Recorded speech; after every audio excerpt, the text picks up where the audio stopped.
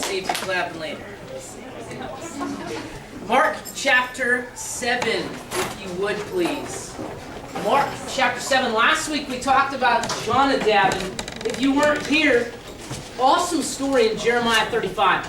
You should take a look at it. I mean, very worthy. It's an amazing story, and just a quick recap is what you'll find is you'll have a story of a group of people called the Rechabites who were faithful to God because of one man, because of their father Jonadab, who they were remembering his commandments to stay pure to Yahweh 250 to 400 years later. And it was fascinating to see a man for God like that, and who created a legacy for God. It was awesome. It was awesome. So check that out in Jeremiah 35 if you didn't get a chance to. And so I want to kind of piggyback on that this week.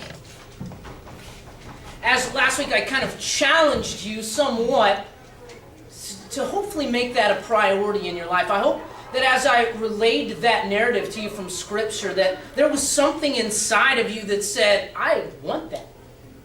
I hope. Because if there wasn't, then something's wrong. Something's wrong. To be quite frank, there's no reason for you to be here. If there wasn't something inside you that said, wow, I want that for my family. I want to create that legacy. 250, 400 years later, they're still following Yahweh as a whole. That's phenomenal. So this week I want to talk about you more personally. All right? And we start here in Mark chapter 7, and we find a very familiar position that Jesus is in. Not a very familiar passage of Scripture, but a very familiar position. As Jesus is roaming about teaching, he consistently finds himself stalked by several different individuals. All different kinds of religious leaders, teachers, and specifically a group of religious leaders and teachers called the Pharisees. They loved to stalk Jesus.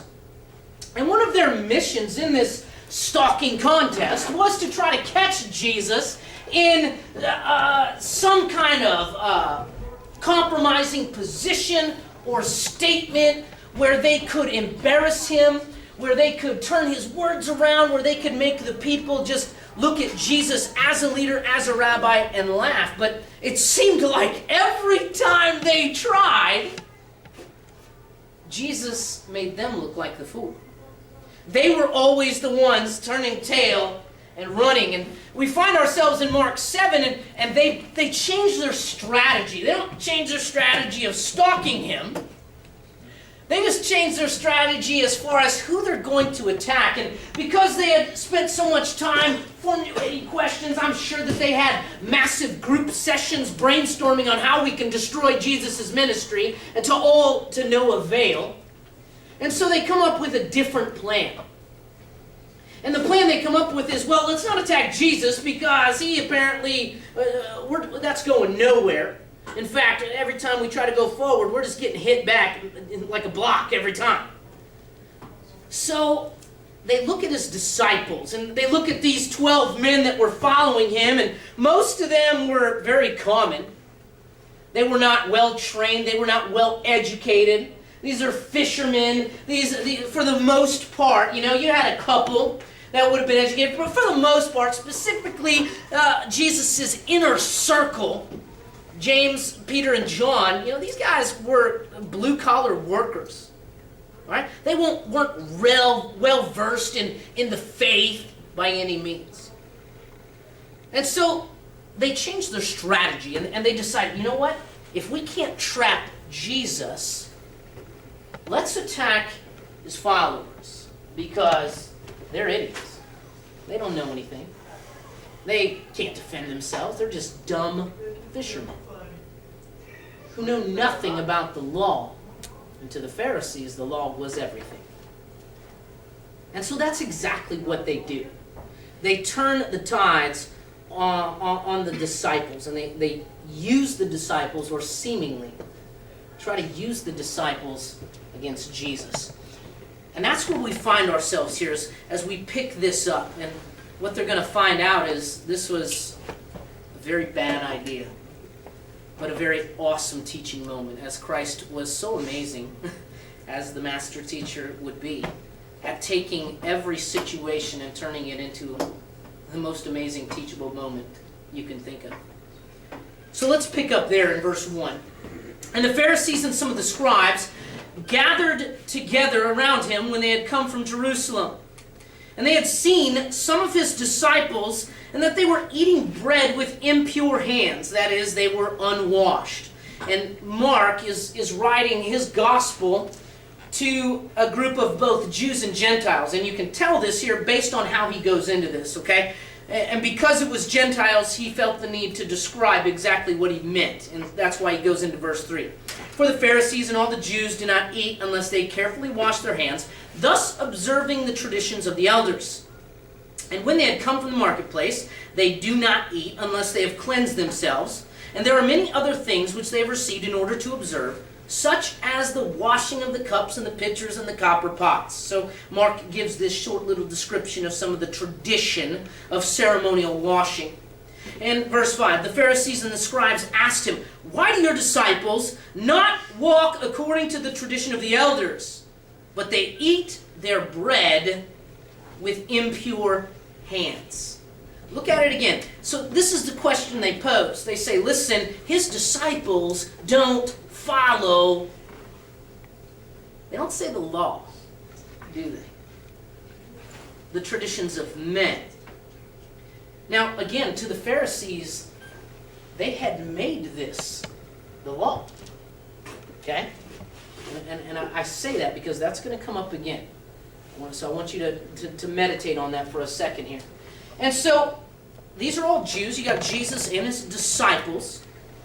And they ask him, they said, "Rabbi, if you were indeed that, why do you teach your disciples not to obey the traditions that all rabbis would have taught their followers?"